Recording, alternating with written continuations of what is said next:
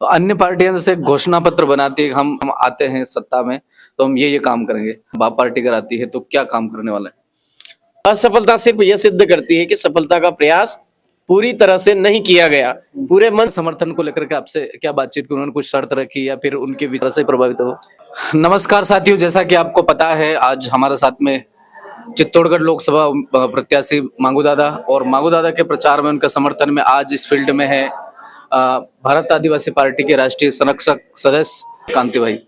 तो आज इनसे हम बातचीत करते हैं। सबसे पहले कांति दादा आपसे कि एक तरफ तो प्रतापगढ़ अपने भारत आदिवासी पार्टी के राष्ट्रीय अध्यक्ष मोहन भाई रोहत मीटिंग करके गए हैं, फिर आप प्रचार प्रसार में इस फील्ड में हैं, तो क्या लगता है इस सीट को लेकर के? मांगू दादा भाई आपके साथ में है, क्या लग रहा है, आप घूम रहे हैं यहाँ पे? आपके चैनल को जोहार, नमस्कार। आपके चैनल के मार्फत से हमारी आवाज़ आम जनता तक पहुंचे, ये आशा करते हैं। हमारे राष्ट्रीय अध्यक्ष मोहनलाल जी रोहत आज इस इलाके में प्रचार करके निकले हैं और मैं भी बांसवाड़ा से होते हुए बांसवाड़ा इलाके का प्रचार करते हुए आज प्रतापगढ़ और चित्तौड़ के बीच में प्रचार हम लोग भी कर रहे हैं मांगीलाल के समर्थन में। तो हमें ये लगता है कि जिस प्रकार से कांग्रेस और बीजेपी को लगता है वैसा हमको भी लगता है।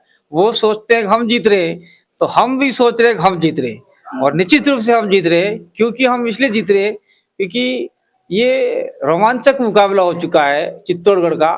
18 प्रत्याशी यहाँ हो चुके हैं, किसी ने फार्म नहीं उठाया है, तो 18वें में हम भी हैं। तो यहाँ जो भी वोट छोटे मोटे काट के ले जाएंगे, तो उसमें यहाँ मुख्यतः देखा जाए तो आपका एक तो ट्राइबल वोट ज्यादा है, आपका राजपूत और ओबीसी माइनॉरिटी का वोट भी है, एससी का वोट भी है।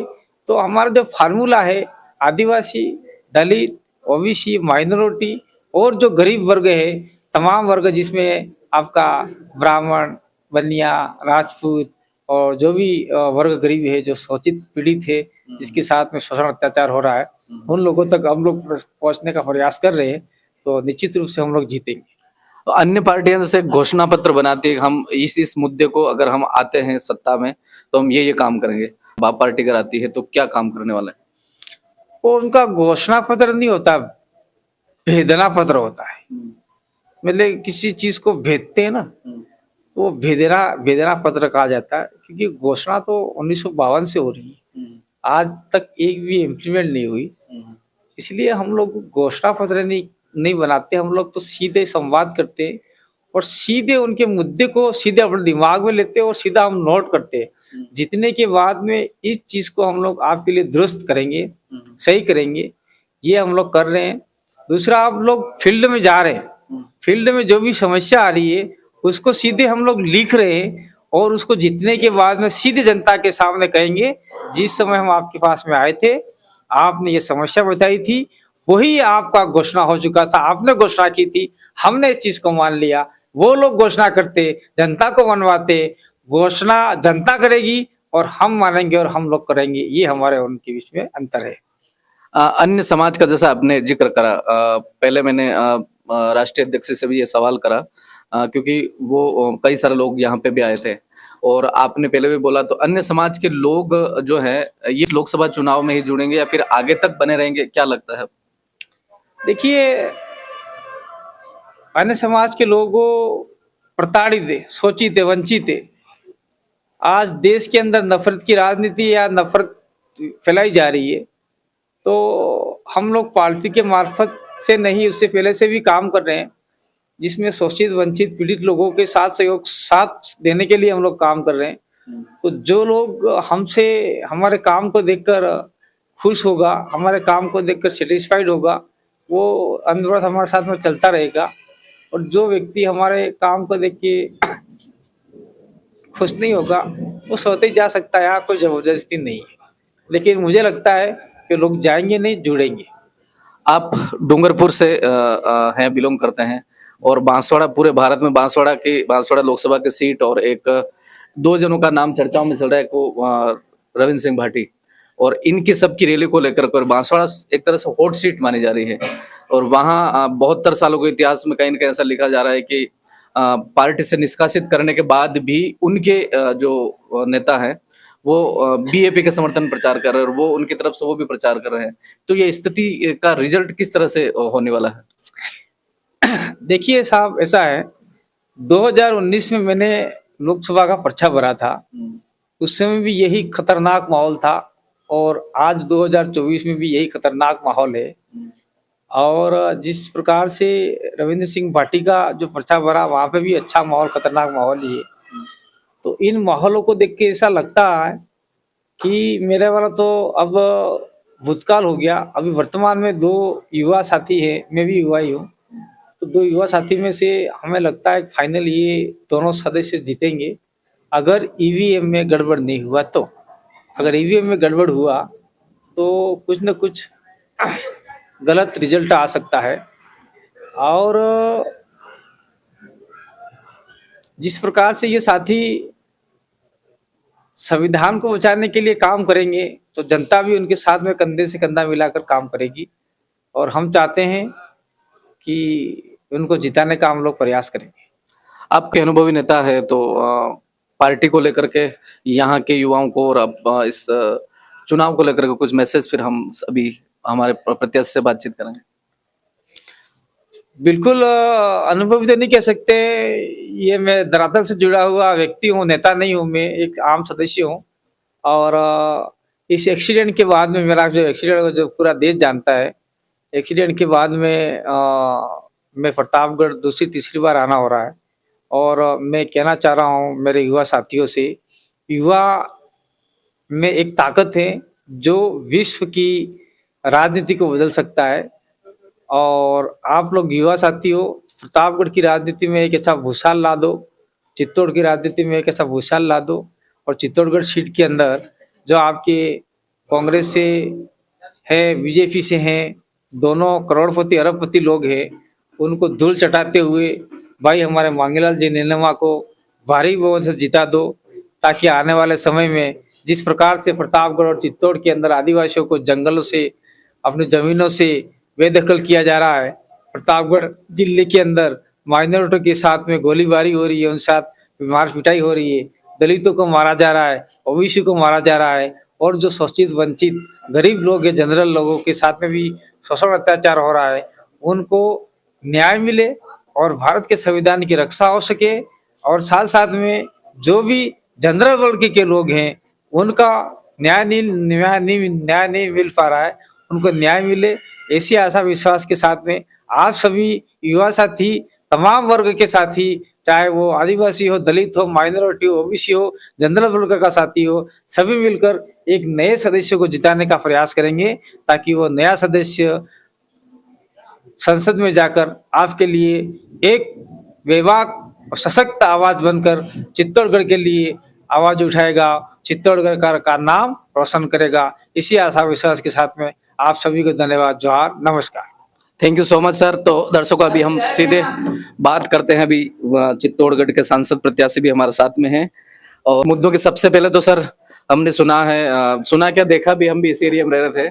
बाकी जो प्रत्याशी है वो कारों से घूम रहे हैं, उनके साथ 8-10 गाड़ियां घूम रही है और आप मोटरसाइकिल से घूम रहे हैं। सबसे पहले आपके चैनल को खूब खूब जोहार। मैंने आपके चैनल के माध्यम से पहले भी लाइव आया था और मेरे घर परिवार की स्थिति जो थी उसके बारे में भी अवगत करवाया था, और आपके चैनल के माध्यम से ये भी अवगत करवाया था कि मैं चुनाव नहीं लड़ूंगा और हमारा कोई भी साथी होगा उसको जी जान से जिताने का प्रयास करूंगा।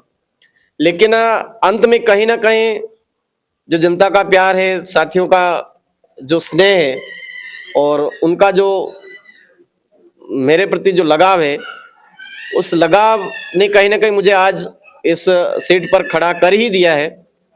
तो हम कोई भी लड़ाई लड़ रहे हैं तो जब तक जीती नहीं जाती है तब तक जी जान लगा करके काम करें।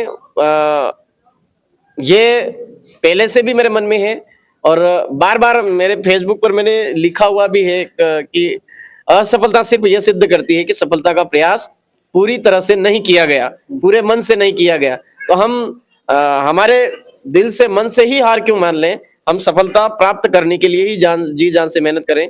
उस चीज को कठोरता से, मन में दृढ़ निश्चय के साथ में प्रतिदिन हम जिस दिन से हमने आवेदन दिया है उस दिन से लगातार साथ ही समय पर आप पहुंच जाते हैं और बाइक लेकर के हम निकल जाते हैं, और जितना हमसे हो सकता है उतना हम आज फील्डिंग कर रहे हैं, और हमको हर जगह जो नतीजा है वो पॉजिटिव मिल रहा है।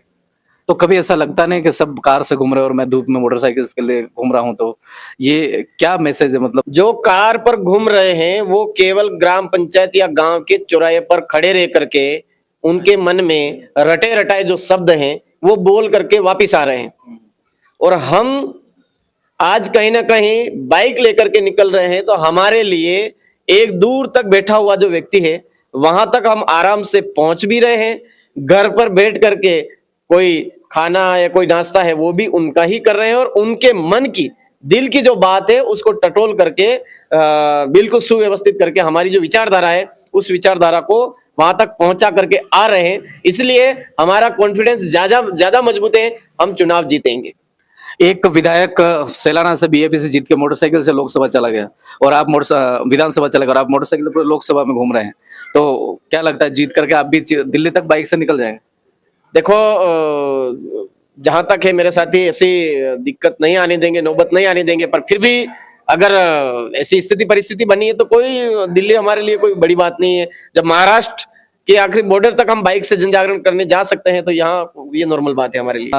वो ईद का त्योहार था, उसमें कई सारे लोग थे और उसमें आपके हमने देखे थे सोशल मीडिया पर फोटो, उसमें भी कई सारे थे और कुछ इंटरव्यू वगैरह भी ले रहे थे, तो वहाँ इतने सारे लोगों के बीच में उनके समर्थन को लेकर के आपसे क्या बातचीत की? उन्होंने कुछ शर्त रखी या फिर उनके विचारधारा से प्रभावित हो?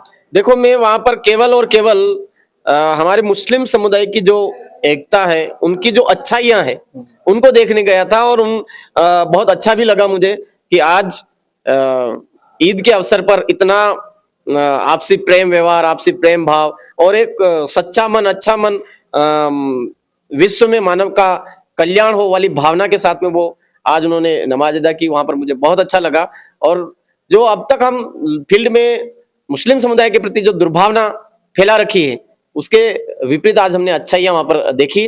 और मैं वहां पर कोई चुनाव प्रचार के लिए नहीं गया था, मैं आज कहीं ना कहीं मुझे एक प्रत्याशी के रूप में है, तो आज कम से कम 3 लाख से ज्यादा जो मतदाता है वो आज मुस्लिम समुदाय से आते हैं, तो क्यों ना हम वहां जाकर के उनके जो खुशी का माहौल है उसमें हम शामिल होकर के उनकी खुशी को दोगुनी करें, इस भावना के साथ में हम गए थे, ना कि वहां पे राजनीतिक भावना से। बहुत बहुत धन्यवाद सर। अंत में आप भी हमारे चैनल के माध्यम से चुनाव को लेकर के मैसेज। चुनाव को लेकर के मैं यही कहूंगा कि अपने आप को ना तो आदिवासियों को कमजोर समझना है, अपने आप में ना दलितों को कमजोर समझना है, ना ही अपने आप में हमारे माइनॉरिटी समुदाय उनको कमजोर समझना है, और ना ही जिसको हम जनरल वर्ग कह रहे हैं उसमें जो परेशान लोग हैं उनको भी कभी कमजोर नहीं समझना है। आज सच्चाई क्या है, चुप बैठी हुई है, इस वजह से जो बुराई है वो राज कर रही है, वो कहीं ना कहीं बुराई आज आगे बढ़ रही है, पूंजीपति वर्ग की जो सोच है वो आगे बढ़ रही है। बाकी जो अच्छाई है वो अगर घर से बाहर निकल जाए, सच्चाई है वो बाहर निकल जाए, तो इनको भागने के लिए जगह नहीं मिलेगी। भागने का मतलब ये है कि हारेंगे, ये बुरे हाल से हारेंगे, ये चीज हम सबको करके दिखानी है। आप अपने आप में कमजोर नहीं समझे, घर से बाहर निकलें, और हमारे जो कम समय है, कम समय में जो संविधान बदलने की बात कर रहे हैं उनको ही बदल दो। जो संविधान बदलने की बात कर रहे हैं उनको ही बदल दो। जो जल जंगल जमीन को छीनने की बात कर रहा है उनको ही यहां से वोटों के माध्यम से सफाया कर दो। नजर ही नहीं आएंगे वो, तो हमारी जल जंगल जमीन कब छीन पाएंगे। आज पूरे देश के अंदर पूरा माहौल बिगाड़ रखा है, तो हमारे सच्चाई के रास्ते पर चलने वाले लोगों को आगे आना है, संविधान की रक्षा करनी है। संविधान की रक्षा करेंगे तो हमारे जो भारत देश का मानव जीवन है वो अस्त व्यस्त नहीं होगा, मानवता बचेगी, प्रकृति बचेगी, प्रकृति बचेगी तो मानव जीवन बचेगा, इसके साथ में हमारा देश बचेगा। समय समय पर चुनाव, फिर कमलेश्वर डोडियार जी, फिर आपके नामांकन में राजकुमार रोज जी, और राष्ट्रीय अध्यक्ष पार्टी के बड़े वो भी आकर के यहाँ पे, फिर आज कांति दादा भी आपके साथ थे, तमाम बड़े नेताओं के साथ आप घूम रहे और इस क्षेत्र में सब घूम रहे हैं, तो क्या लगता है इस सीट को लेकर के? देखो, चित्तौड़गढ़ लोकसभा सीट बीजेपी अपने आप में ये दावा कर रही है कि हम तो आराम से जीत रहे हैं, कांग्रेस कह रही कि हम टक्कर में हैं तो बीजेपी से, लेकिन उनको पता नहीं है कि बीएपी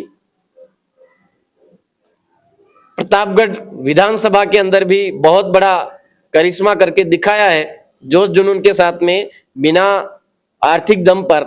ठीक उसी तरह से लोकसभा के अंदर भी चौंकाने वाले परिणाम लेकर के आएगी और चुनाव भारत आदिवासी पार्टी जीतेगी। बहुत बहुत धन्यवाद सर। ये थे, जैसा कि आपने देखा, चित्तौड़गढ़ लोकसभा प्रत्याशी मांगू दादा।